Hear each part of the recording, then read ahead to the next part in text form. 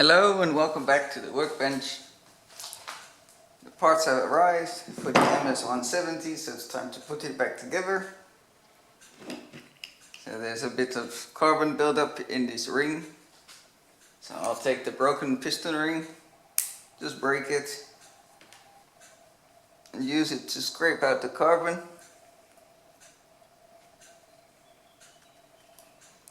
If you are rebuilding your engine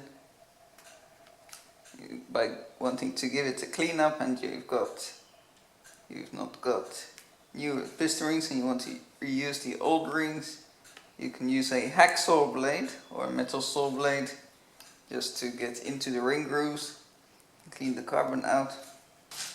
Also, don't buy cheap hacksaw blades when you're doing any work, because they have a tendency to break quite easily. For this purpose, it makes it easy.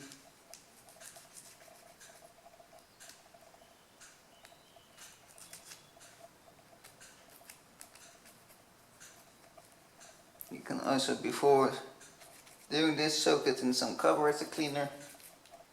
Carburetor cleaner helps to dissolve the carbon.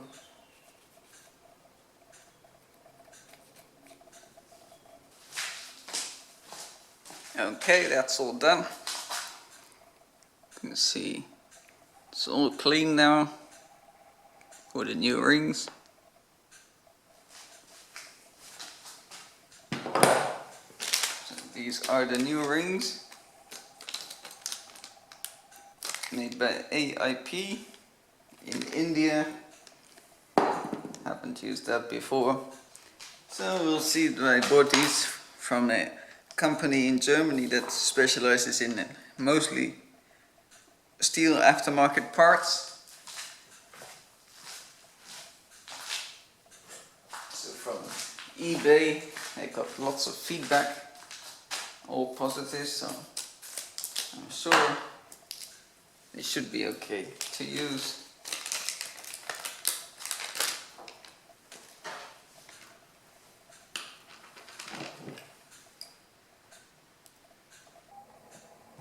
So I've already installed the one ring. I'm opening through here and then slide it from the bottom upwards. That way it doesn't get caught in the top groove. And then the top piston ring I'll do from the top. Make sure that you have the piston ring the right way around. So you want to have the opening facing the upwards with the notch in the piston.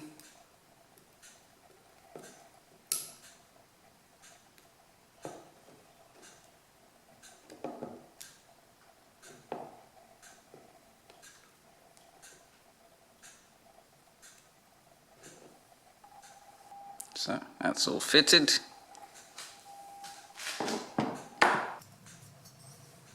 The arrow has to face towards the exhaust. Very faint, but there it is. Or otherwise, because this is still assembled, it needs to be around like this.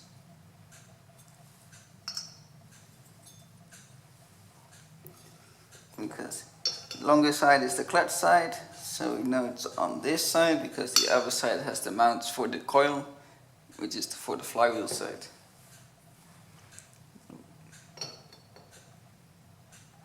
I think easiest to put the seals on first. These are some new seals as well from the same website, eBay seller.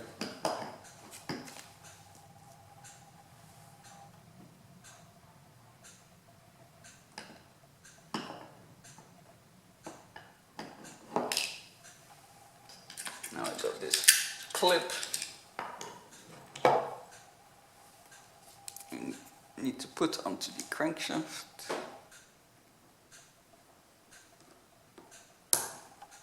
Okay.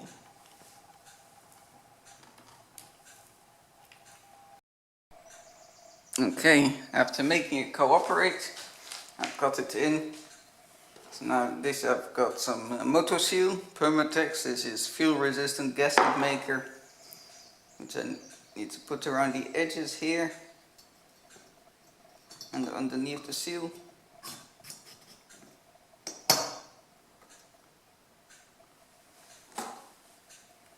Just so that it seals, and then we can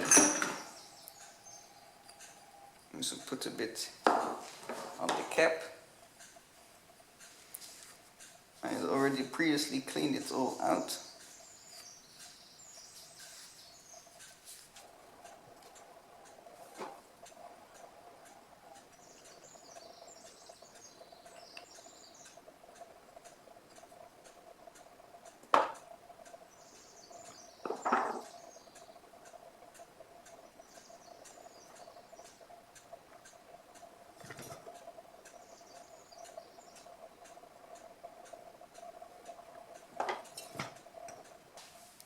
Now make sure that this little extended piece faces towards the clutch side, because this is a little space for the oil pump.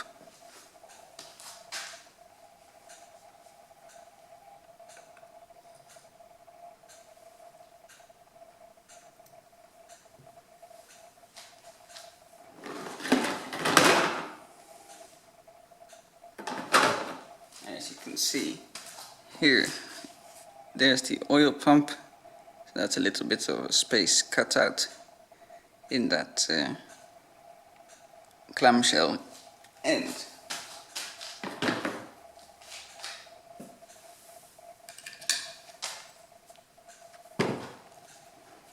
Okay, now this stuff has to dry for 24 hours.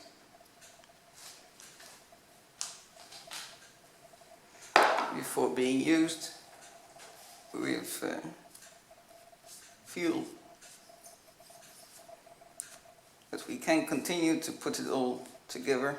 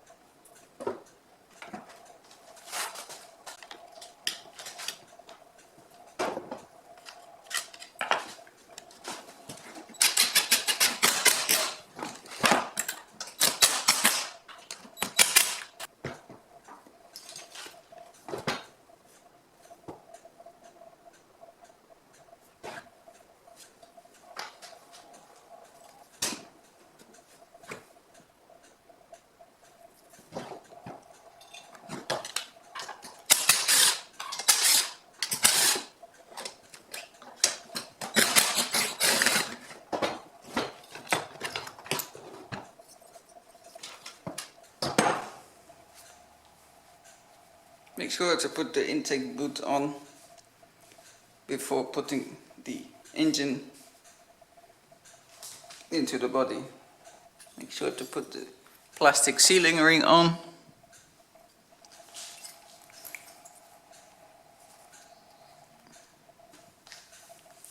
Then you have to work it inside here.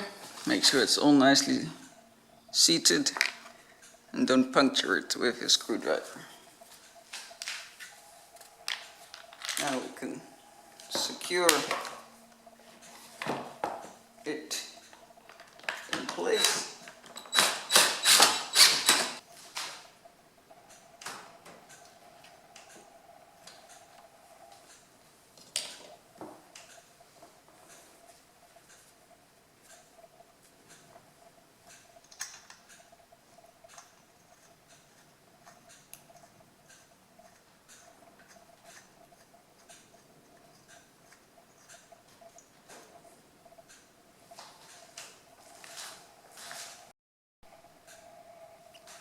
flywheel has been tightened on.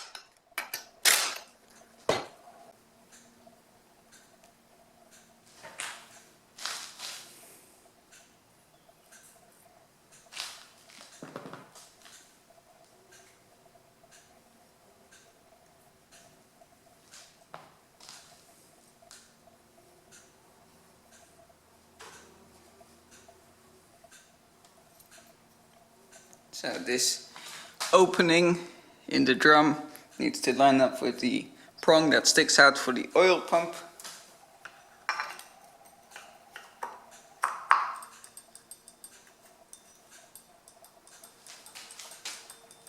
You can feel it's engaged. So that's all going well.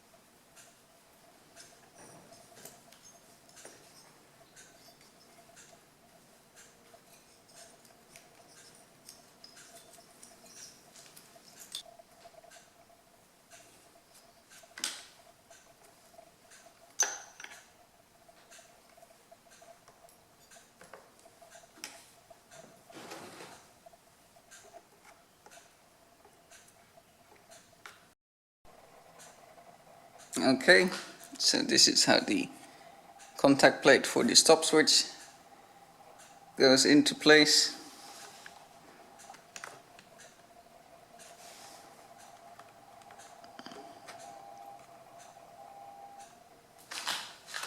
And this top piece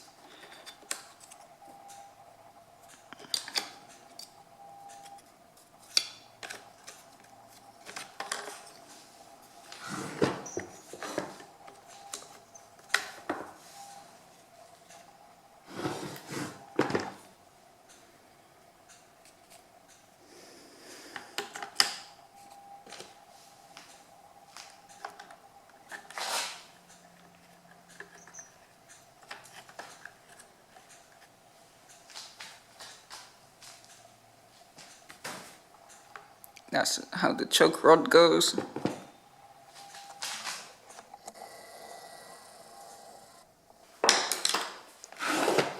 We can put the exhaust on.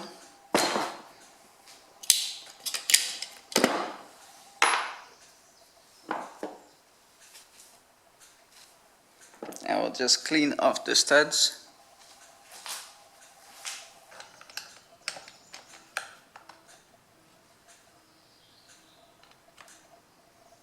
Okay, I don't know if you've seen my previous videos, the exhaust was secured, or the gasket that was used was silicone between the exhaust and the cylinder, which is not how it's supposed to be.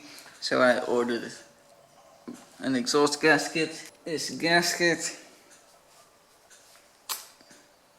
not being quite made to the correct tolerances. And such is a bit tight on the bolts. Exhaust port.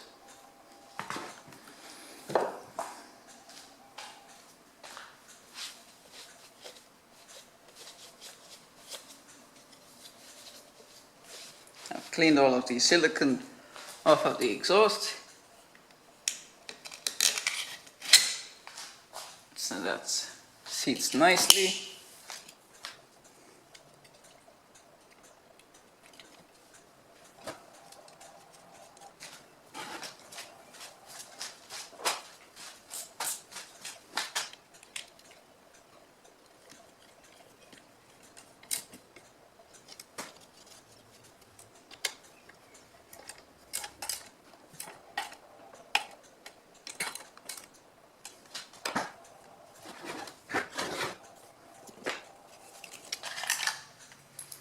Here's a new spark plug. It's a NGK BPMR 7A.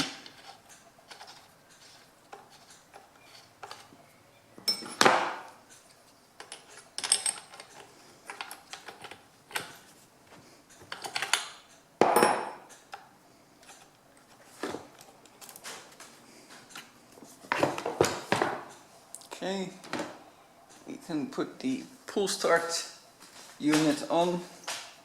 Just remove the oil cap.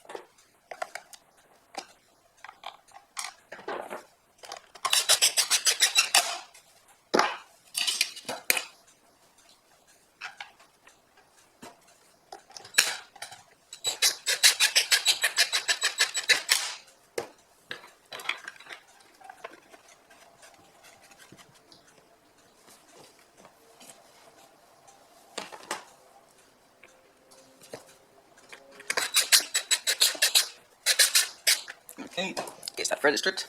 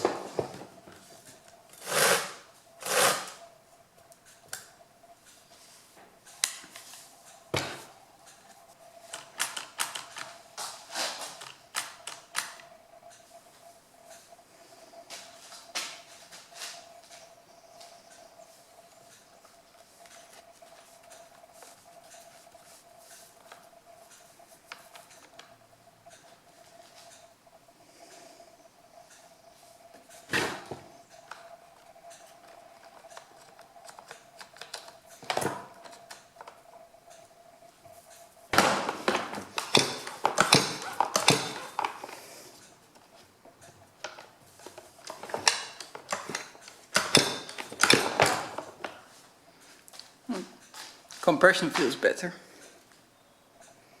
But we can only test it out tomorrow once all of the silicon has dried and set.